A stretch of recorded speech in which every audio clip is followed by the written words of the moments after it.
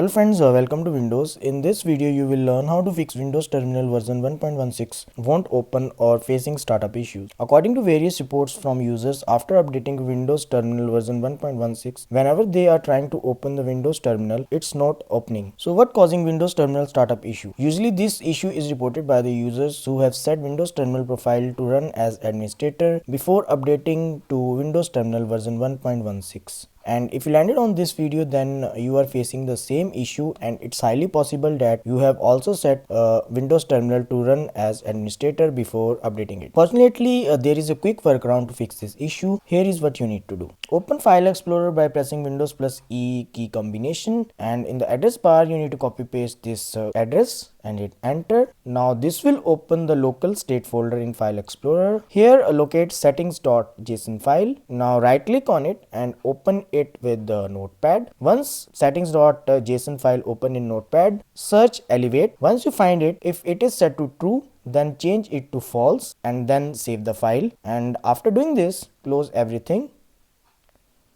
And from now onwards, if you try to open Windows Terminal version 1.16 on your PC, it should open without any issue. So that's all about this video. Is the solution mentioned in this video help you in fixing the issue? Let me know in the comments. Also, if you find this video useful, don't forget to like this video and subscribe the channel for more similar videos. Thanks for watching.